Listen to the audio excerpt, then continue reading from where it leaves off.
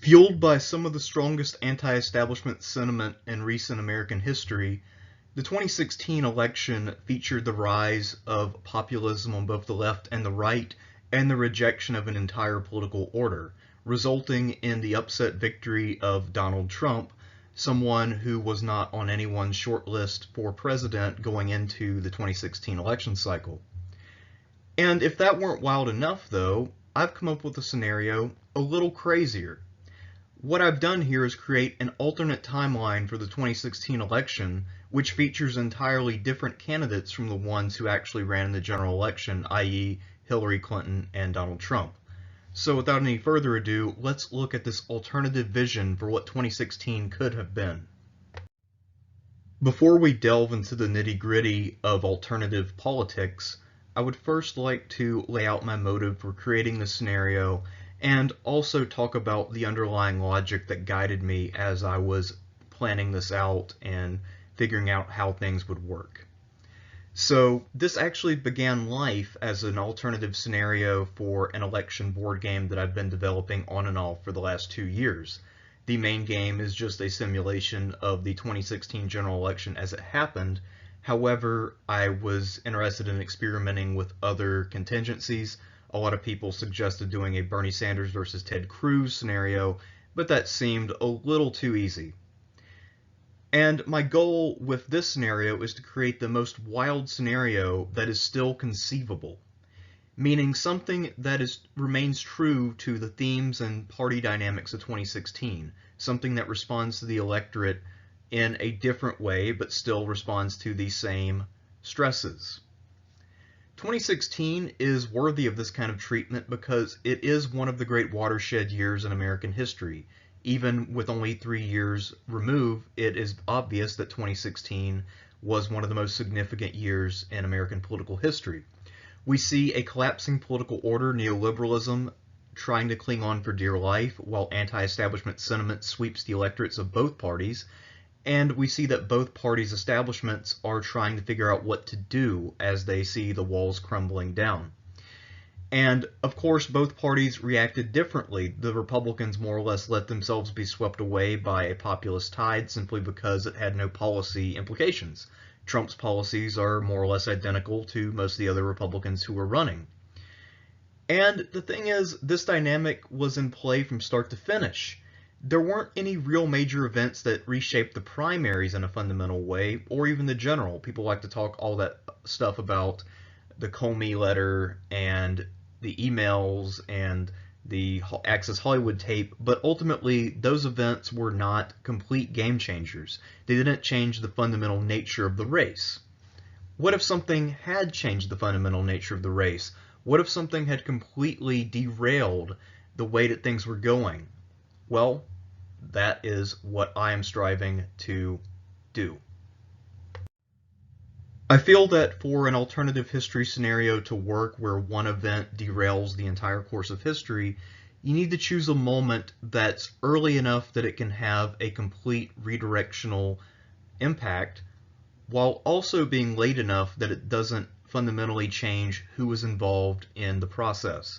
So for instance, I wouldn't choose an event from 2015 that would change who might actually enter the race. So what I've done instead is choose a date that I feel is fitting for a number of reasons, not the least of which is Roman history.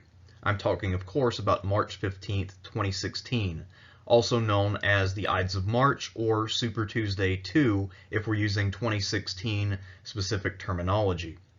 Now, on Super Tuesday 2, Hillary Clinton won most of the states that were up over Bernie Sanders, and the establishment at this time really starts to claim that the race is over. And one of the things that they do to make the race seem more out of reach than it really is was to count all of the superdelegates as Hillary's supporters. So this is when a lot of those memes started to come out about Bernie math, which was making fun of Bernie Sanders for not understanding that he can't possibly win. On the Republican side, by this point, Trump has emerged as a clear frontrunner, and while Cruz and Kasich and a couple of other people are still getting delegates here and there, for the most part, the Republican establishment is in a tailspin, and they can't really rally around an anti-Trump candidate. Cruz would have been the obvious choice. The problem is that Cruz was deeply hated by the establishment, as much or more so than Donald Trump, for some stunts that he pulled in the Senate a couple of years before. So this is where the race stood on March 15th, 2016. And now something will happen that will upset the course of history as we know it. The event which triggers this entire shift in the 2016 election cycle is the simple pulling of a single trigger at a Hillary Clinton campaign event.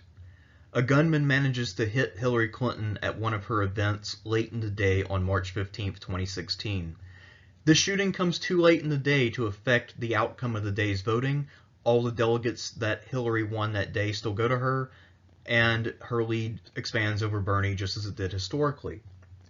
However, this shooting does change the entire complexion of the whole election. The motives of this gunman are not clear. He wrote a garbled manifesto and seems to suffer from the kinds of mental problems that are typical of someone who shoots a politician or shoots up a public space. And because of that, the gunman's motives are debated endlessly. Hillary Clinton, of course, is an expert at playing the victim, so her camp releases endless op-eds, articles, tweets, and interviews about how this was inspired by either the right wing, by populism, by xenophobia, sexism, racism, or the kind of irresponsible populist left rhetoric that comes out of the Bernie Sanders camp. And of course, all of the other camps respond in kind, but because Hillary is the victim, and because she has such a strong presence with media figures, her narrative is the one that is featured the most on the news. That is not to say that it is entirely successful, however. There are many people who are unsympathetic to Hillary and post things online wishing that she had died, and people who say that she largely brought this on herself by being such a force of corruption. But at any rate, the gun control issue will now emerge as one of the key issues. It will become the key cultural issue for the entire race. And over time, this will abate some, but it will never really leave the top tier issue bracket for the whole election cycle. As for Hillary herself, she's badly wounded, and she has to lay out of the election for a few weeks, but she remains in the race. Now, if she doesn't fully and convincingly recover, she'll walk with a bit of a limp, and this will play into pre-existing narratives that there is something wrong with her physically and that she is dying. People will note how long it takes her to recover, etc. So this will actually do more damage to her than it will help her through sympathy points, although in terms of narrative, it actually helps her quite a bit. But that will not last into the voting, as we'll see. So how does everyone perform on the gun control issue now that it's been raised? This will become the key issue until the summer when the conventions are held, at which point other issues like economics and foreign policy begin to creep back up into the main discussion. On the GOP side, there's a real division. Now, normally on the GOP side, when it comes to guns, there are people who are pro-gun and people who are very pro-gun. But now there becomes a real meaningful division. Some candidates who are playing for the conservative vote double down and intensify their pro-gun stances, saying that the Second Amendment cannot be abridged just because of a tragedy. Whereas there are other candidates like the John Kasichs of the world who say that we do need some sensible gun legislation, and that if we don't get behind that kind of legislation, then the radical left will push for the abolition of all guns, or something along those lines. On the Democratic side, the conversation veers left on guns and does so dramatically. So now, rather than just being anti-gun in the sense of wanting background regulations or other fairly moderate reforms, there is talk that resembles current Democratic candidate Eric Swalwell's call for all people to have to relinquish their assault weapons or face legal penalties. And everyone is trying to out-left everyone else on guns. So that takes a lot of focus away from issues that help candidates like Bernie Sanders, i.e. Wall Street reform, taxing the rich, that kind of stuff. But of course, Bernie moves left on guns as well. And it is something that becomes very vicious, especially on the Democratic side, where Hillary will point out that Bernie only has a D- from the NRA and that she has a straight up F. And she keeps trying to imply that he was somehow responsible for her getting shot because of his laxity on guns and his general rhetoric. But of course, that more backfires than helps. And it also deepens that divide between Hillary and Bernie in terms of how upset people are at each other when it comes to the voters and volunteers. This reaction is polarizing and partisan, as I have just laid out, and of course the two parties attack each other's positions as being irresponsible or unconstitutional, as the case may be. However, overall, this helps the Democrats more than the Republicans because it looks like the American public as a whole, even if not by an overwhelming margin, is more favorable to gun control measures than it was before. So this is potentially something that could help the Democrats if they are smart enough to capitalize on it. So moving on from March 15th and going to the conventions in the summer, how does this shooting affect the Democratic side? Well, effectively what ends up happening is an outright civil war between progressives and centrists for control of the party. And this is mostly a personality battle between Bernie and Hillary because it becomes so personal and so petty, but there also is an ideological component to the whole thing. Hillary, as I mentioned earlier, blames Bernie personally for the shooting, and as she starts to fall further behind, she becomes more strident in that claim. And what ends up happening is that most voters in both camps become way more hardened in their positions than they were historically. At least in my experience as someone who canvassed during the 2016 cycle, most Democratic voters were actually fine with both candidates, and the only people who were really motivated to be all in for Hillary or all in for Bernie were a small handful, even combined. They were less than half of the party.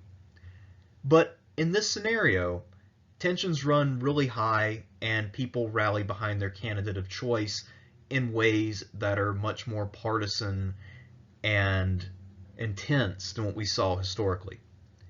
However, what ends up happening is that Hillary does a lot worse than she did historically.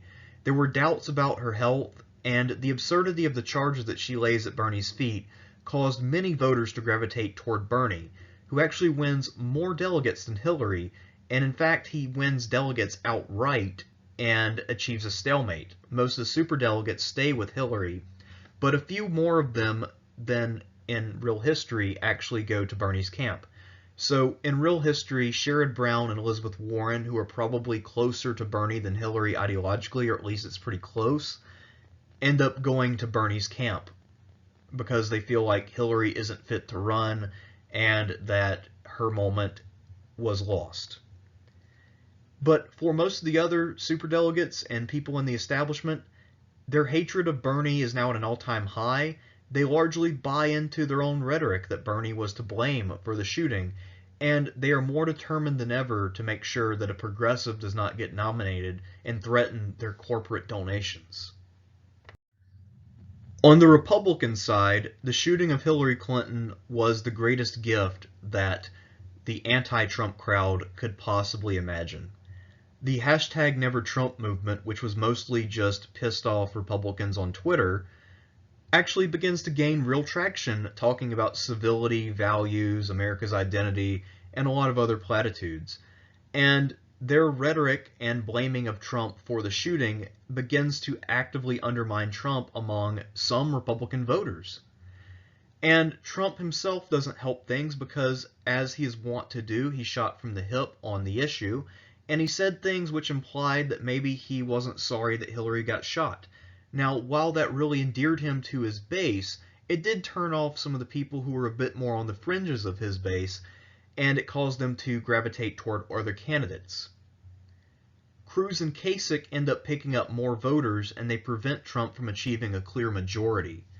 And with them having more support now, it becomes somewhat of a three-way race going into the convention. And because Trump doesn't have the kind of support that he had historically, and also because they hate his guts, the Republican establishment is actually considering screwing him at the convention in order to put up what they think will be a more palatable candidate. Trump, of course, is screaming bloody murder about fraud well before this convention. He starts screaming about it all the way as early as April, and his supporters are ready to really raise some hell if he doesn't get the nomination in Cleveland. Going into the 2016 primaries, there was what was known as the 2012 temporary rule, which blocked candidates with less than 8 state victories from being nominated. And that rule is one of the reasons why the Republicans historically were not able to do much about the rise of Trump. However, after the shooting, this rule is quietly revoked at one of the RNC meetings, and it only sort of leaks out later, and that's the main fuel for Trump's complaint, because he says it's directed specifically against him. However, the Republicans try somewhat successfully to camouflage that revocation of the rule by also tweaking a few other random rules and making it out like it was just a needed reform. On July 18, 2016, the Republican National Convention in Cleveland, Ohio commences, and it proves to be one of the most chaotic in history. Now, while security is greatly heightened at both conventions due to the shooting of Hillary Clinton back in March, there are still a lot of people willing to brave the police in order to make their opinions heard. And many of Trump's most rabid supporters, encouraged by Trump himself, are outside to make sure that the convention does right by their guy. However, there are establishment delegates who are determined to leave Cleveland with a nominee who is not named Donald Trump, and they are willing to do absolutely anything to make sure that that happens. Kasich or Trump or Cruz could potentially get the nod. Both of them have pretty good support. However, it would require them to work together, and it would require one of them to endorse the other. But the two of them are not very easy people to get along with. Cruz and Kasich both have a lot of enemies, and they both have the tendency to alienate people. Kasich is, on the surface, a lot more charming and congenial, but he holds grudges and he can be extraordinarily stubborn. Cruz, on the other hand, is underhanded, smarmy, and tends to offend people in ways that are hard to quantify. So they end up becoming mortal enemies, even more so than they had been throughout the primary, and Trump will not be willing to concede the nomination to anyone who is not him. So we have a three-way struggle with a handful of other people trying to chime in with their small delegate counts. The party itself tries to put forward people that they prefer, like Jeb Bush, Marco Rubio, or Mitt Romney, but none of the three major stakeholders are willing to form a coalition, and the grandees of the party are not able to detach many of the delegates from the candidates that they voted for in the early goings of the convention.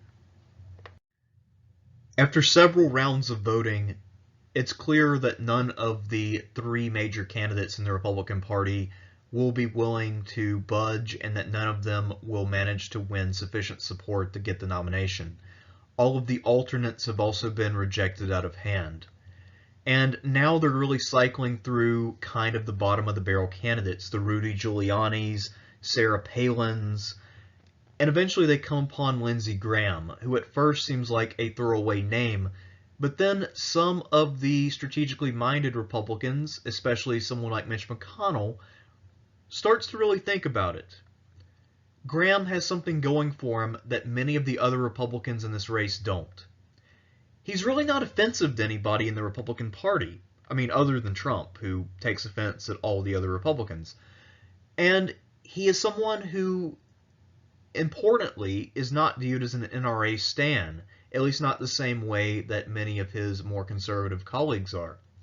And the reason that's important is because someone like Mitch McConnell can look at the polls and see that being super hardcore in favor of the defense of the Second Amendment is not popular and would be a hard position electorally.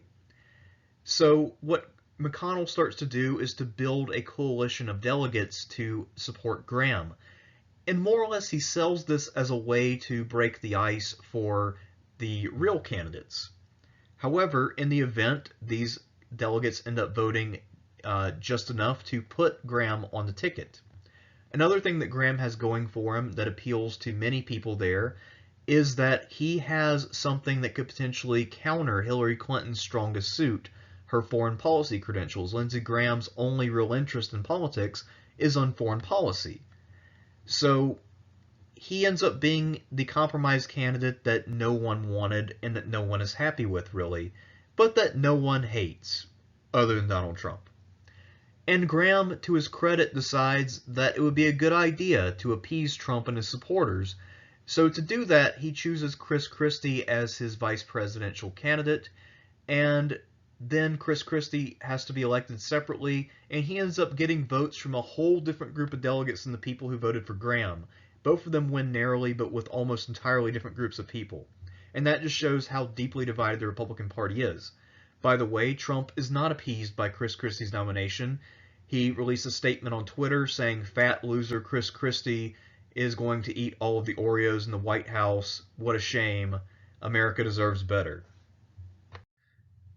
In any kind of election where both parties are about to head into a brokered convention, the party that has the luxury of going second has a major advantage, because then they can really get a sense of what kind of bullshit they can get away with. Well, because Graham is such a weak nominee, and because the Republican convention was such a complete shit show, the Democratic establishment is reconfirmed in its dedication to screwing over Bernie Sanders and going forward with a divisive and damaging screw job. The thought is that if we can get Hillary on the ticket, she will be able to defeat Lindsey Graham under any circumstances, because he is in fact Lindsey Graham. However, after a few rounds of voting, the establishment is not able to berate and finger wag the Bernie delegates into submission the way that they had hoped, and the Bernie delegates remain strong. As for the superdelegates, none of them are willing to change their minds. The people who support Bernie are for him, and the people who are dedicated to Hillary remain dedicated. This breaks out in some degree of scuffling. It's not quite as bad as what happened with the Trump supporters and the police in Cleveland, but there are still punches thrown, threats made, and people being let out in handcuffs. However, because people don't resort to violence en masse, the establishment can't simply arrest all of the Bernie delegates and then nominate Hillary.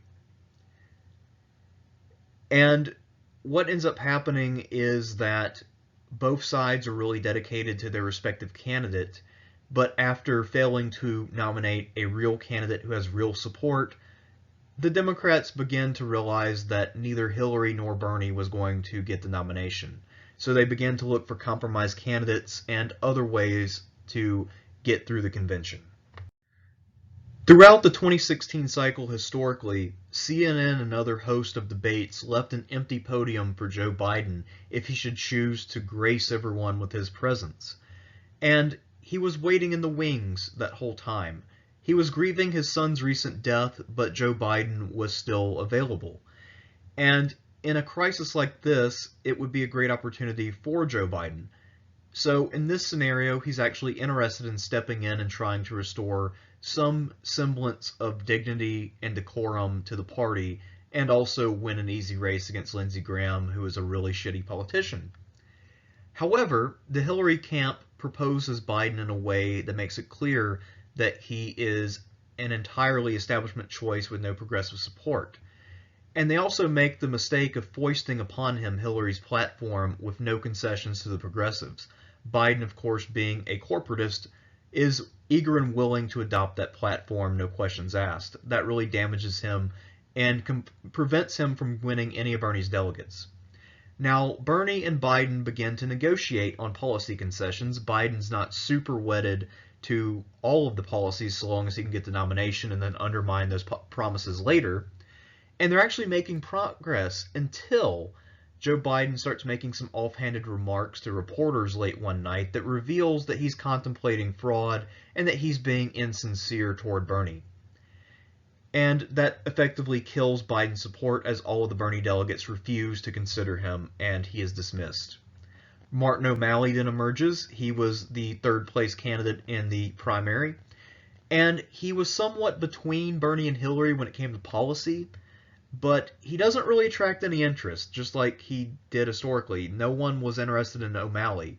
He seemed like a pretty good TV-style politician. He could play the president in any drama, but he just doesn't have a base. No one really wants O'Malley. Not to mention he has corruption problems, and he was both mayor of Baltimore and governor of Maryland at a time when there were record levels of shooting in the city of Baltimore.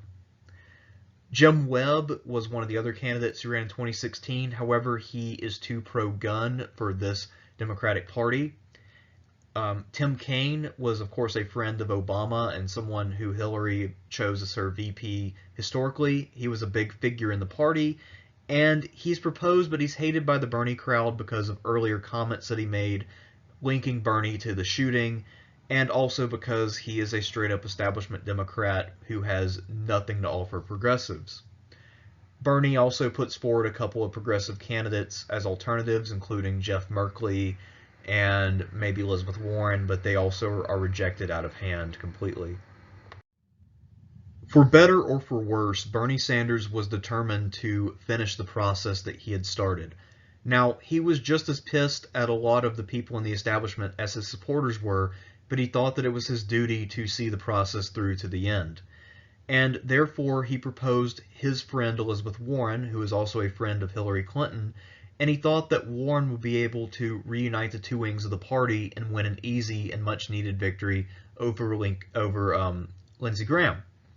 However, Hillary had been deeply hardened in her positions, and the shooting and progress of the election, especially losing the majority of the delegates to Bernie, really brought out the worst in Hillary Clinton.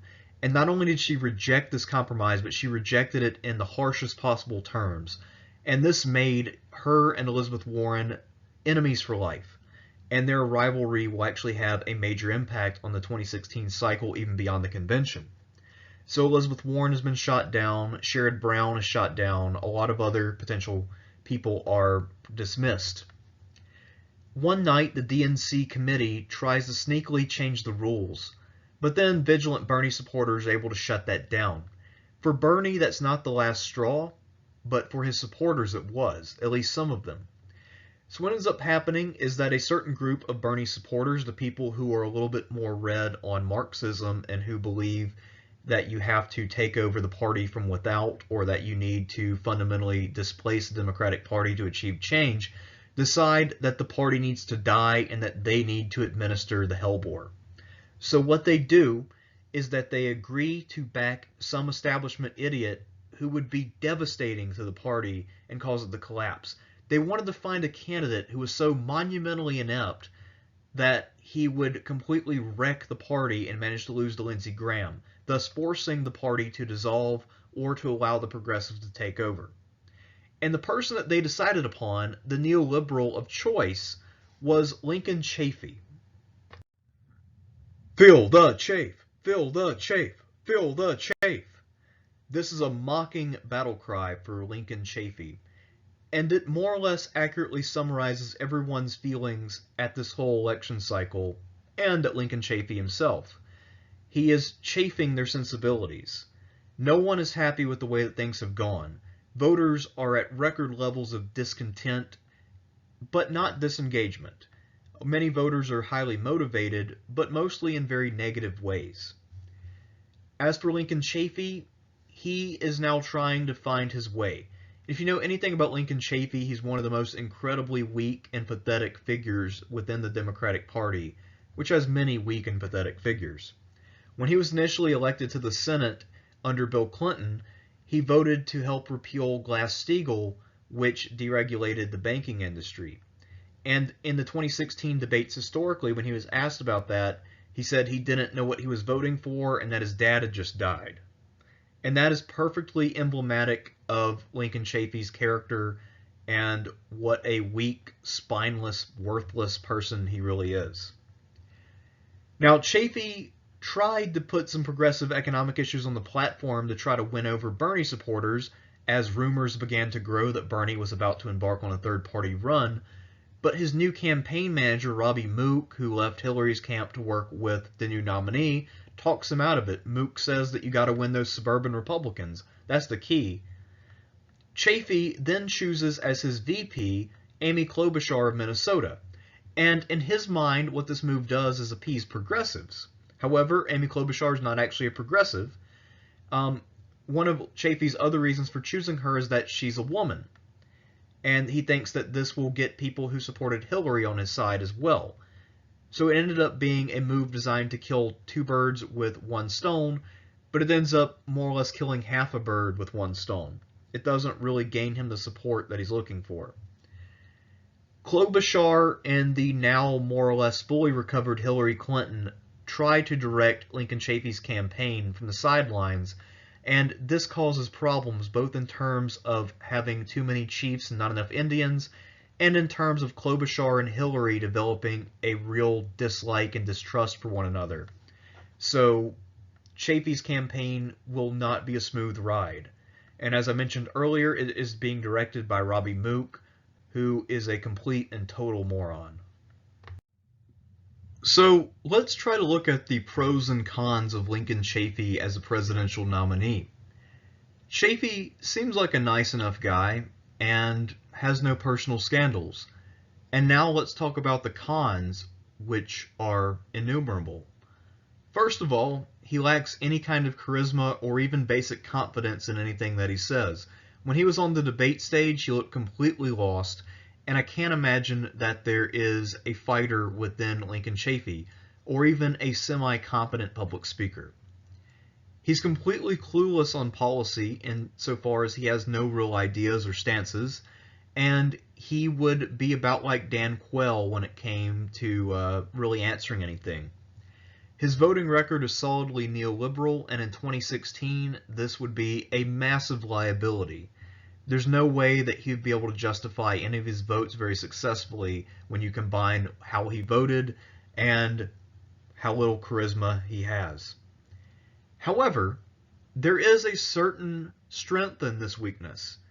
His blandness and general weakness could constitute a weapon of the weak, insofar as voters can rest assured that his ability to damage their lives is limited by his own incompetence, unlike Lindsey Graham, who wants to start about 15 foreign wars. So let's look at Lindsey Graham as a candidate.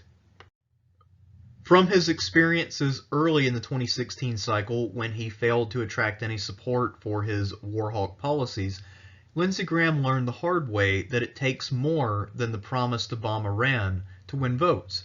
So he decided to extend his range to include civility. He actually runs on a slogan of strength and stability. He doesn't really lay out too many specific domestic policy proposals. There are people who pressure him to do so to undermine Trump, but he doesn't really decide to go that route. He thinks that people will rally to the Republican colors, and so he tries to center his campaign around talk about values and feel-good platitudes. He also tends throughout his career to lean heavily on what some people have described as his political boyfriends, people like John McCain and Joe Lieberman. And if you don't get the joke, it's because there are many rumors that Lindsey Graham is a closeted homosexual. He has never been married, he's in his 60s, and there also have never really been any reports of him dating anyone or anything like that, so it's very likely that he is in fact gay. But it is a definite pattern that he will find some person or group of people and gravitate toward them and more or less follow them around like puppies. And in 2016, his idol and role model was still John McCain. And McCain historically didn't have a health collapse during the election cycle, but he had to have brain cancer already, so I'm thinking that what happens is that because of the strain of the campaign, where McCain is trying to appear on behalf of Graham as much as possible, this causes him to have a small health crisis. He goes to the doctor, finds out about his brain cancer, and this means that he has to leave the campaign trail, and now Graham is worried about his best friend, and he can't really concentrate as well as he might. Graham, mostly his biggest problem is that he has no real message on domestic issues, things like the economy that people care about, and he doesn't really win over that many voters with his rhetoric. The only thing he has a stance on is guns, and that makes it hard for him to win over a lot of the Republican base, many of whom have doubled down on the gun issue. Now, normally, he would be the lesser of two evils for the pro-gun crowd, but there's another dynamic that really undermines the chances of Graham and Chafee, and that is that there are a lot of pissed off candidates out there who are ready to run without the support of the two major parties. So now that we've looked at Lindsey Graham's campaign and how he runs it, let's talk about Lindsey Graham himself in terms of his pros and cons. And as with Lincoln Chafee, the pros are few, the cons are many. Graham is smarter than Lincoln Chafee. He is much more coherent and able to articulate his ideas, and he's also more respected within the DC bubble. People might actually take what he has to say seriously, whereas no one would listen to Lincoln Chafee unless they had to. Graham is also sorely lacking in charisma. He just doesn't have it.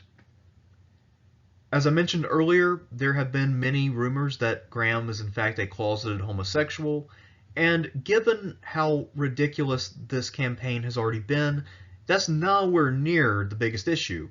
However, you have to remember Lindsey Graham needs votes from the Republican base, many of whom are on the religious right, and many of them would not be willing to vote for someone who might be a homosexual. Strength is foreign policy for Lindsey Graham.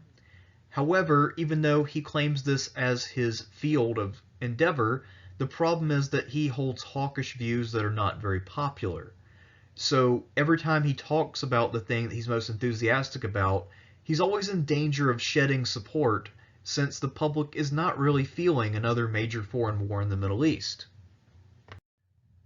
Although neither of them have a major party nomination, arguably the two strongest candidates in the 2016 field are Bernie Sanders and Donald Trump.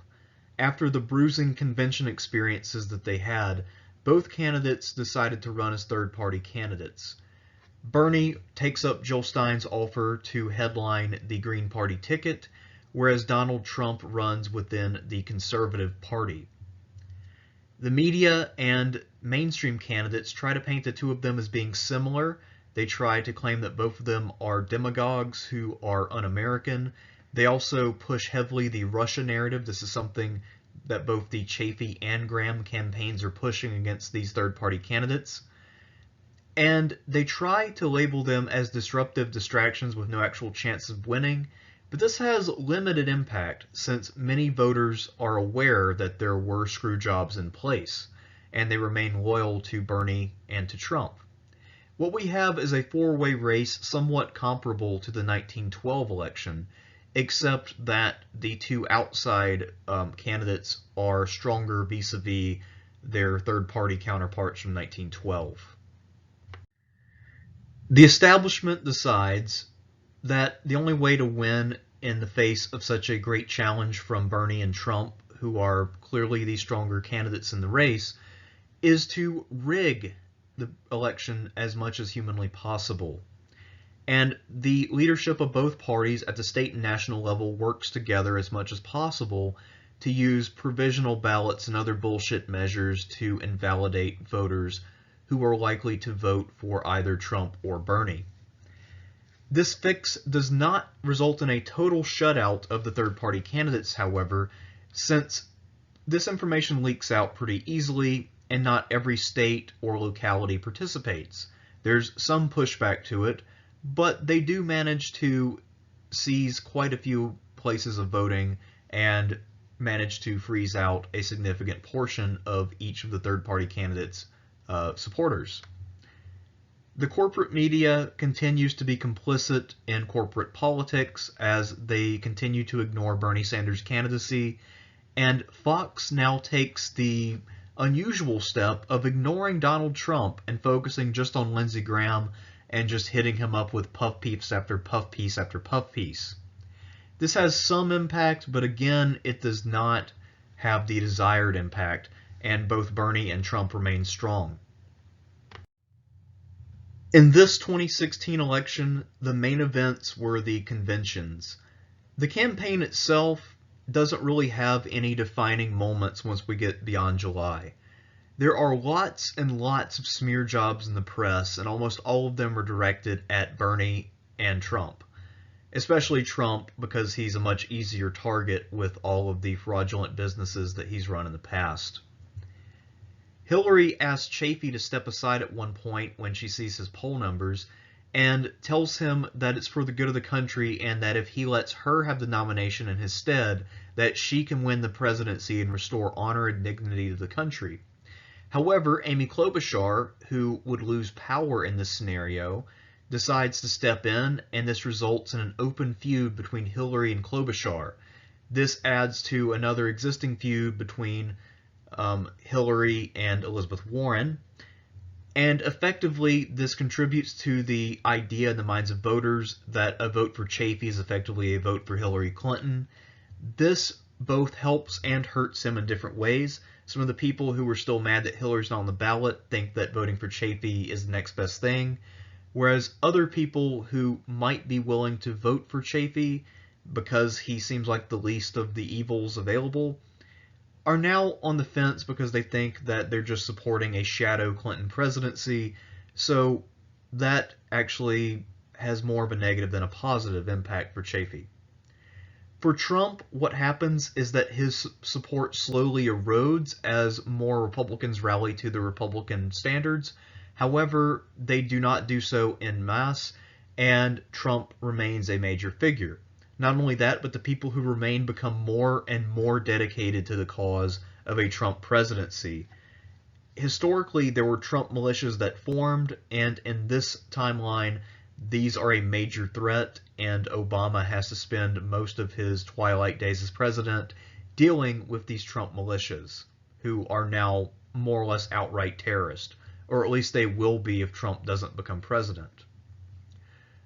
Bernie begins to heavily target independents and builds up a considerable but not geographically well-situated base of support. Also, because many of his supporters are independents, the problem that this creates is that independents are the primary targets of voter suppression by the Democrats and Republicans.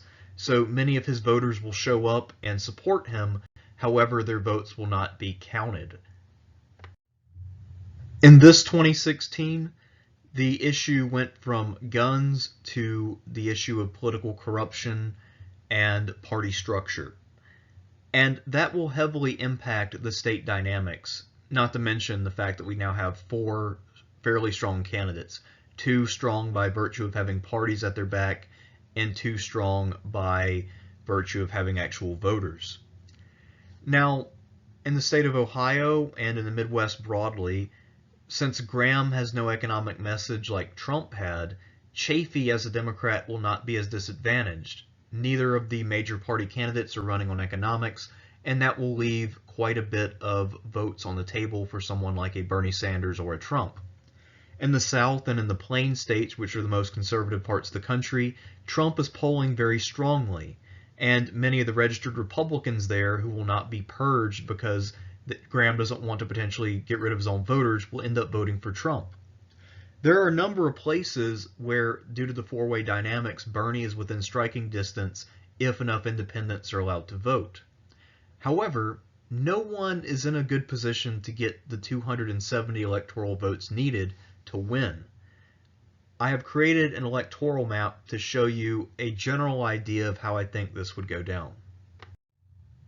I created this map using 270towin.com, and one of the flaws with their maps is that you can't alter the states of Washington and Maine for whatever reason, because I wanted to do things with those states, but let's just ignore that and look at the map as a whole. I see Bernie performing well in the Midwest, which has been hit heavily by outsourcing and general economic hardship. So I think Bernie would do well in unionized states like Wisconsin, Michigan, and Pennsylvania. Graham would manage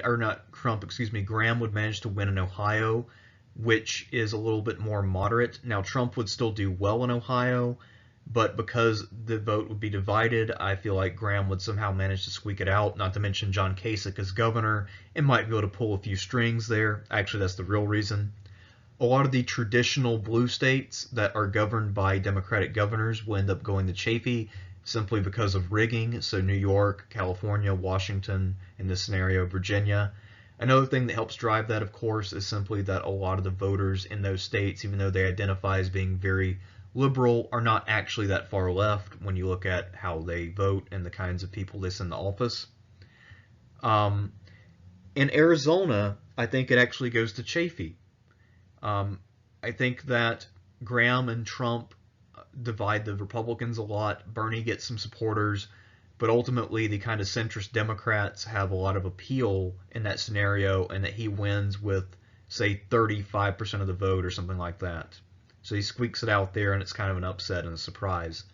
In North Carolina and Georgia, Bernie Sanders manages to win just by virtue of squeaking it out, similarly to how Chafee did in Arizona. In a lot of states in the South, such as Florida, Trump is successful. Florida was his big upset of the night. People had predicted that would go to one of the two major candidates, and it looked like it was going to go to Lindsey Graham, but Trump managed to just barely squeak it out. Alabama, Mississippi, Arkansas, Louisiana, Kentucky, West Virginia, those were complete blowouts in favor of Trump. That was not in doubt at all. And by blowout in this scenario, we're talking like 40+%, because, again, it's a four-way race. Indiana goes to Trump. Kansas, which is heavily anti-abortion, has a lot of religious right.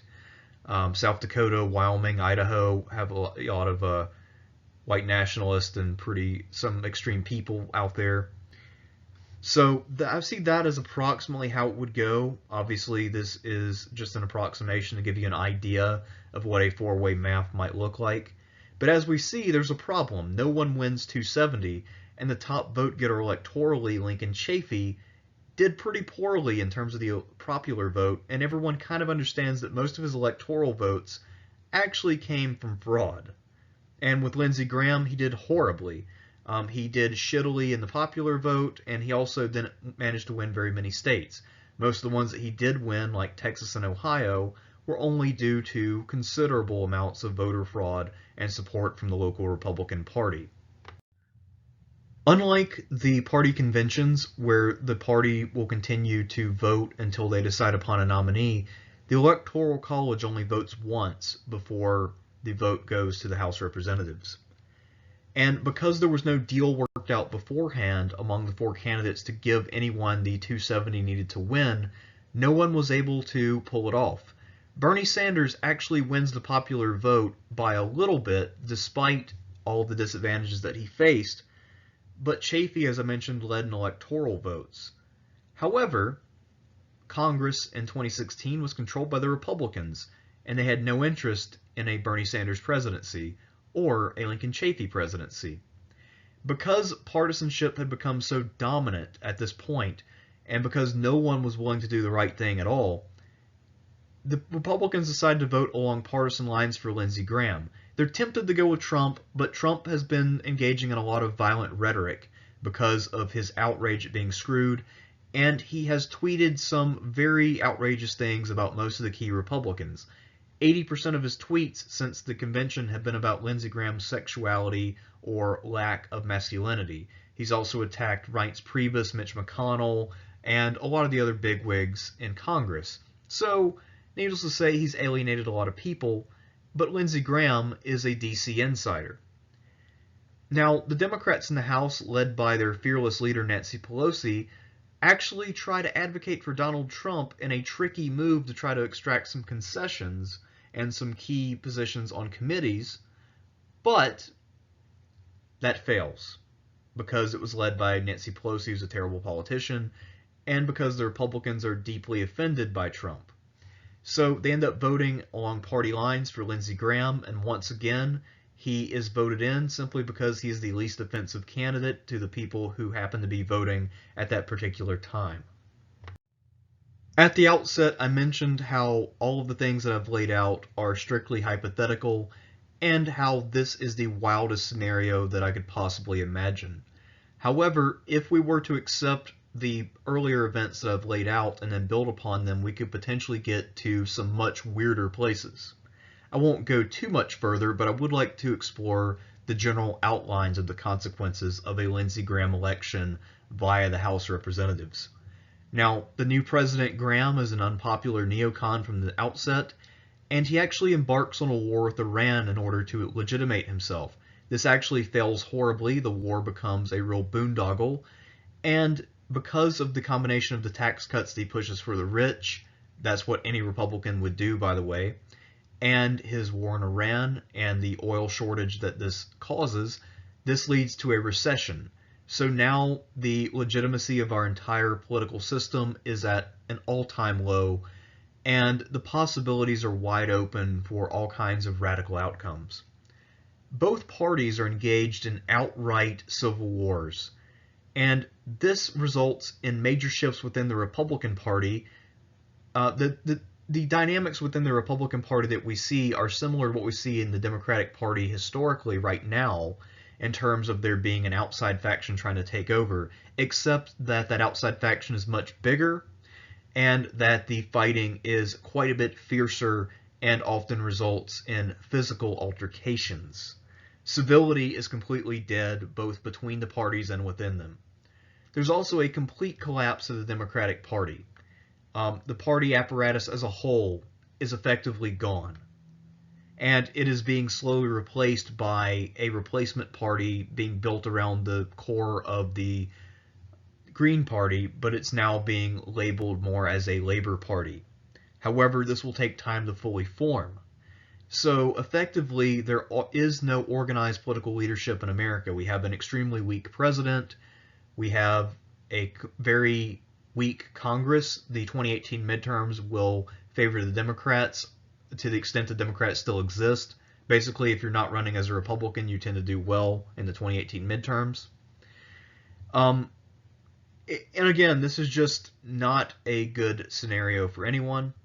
And going into 2020, America faces all kinds of possibilities, both great and terrible.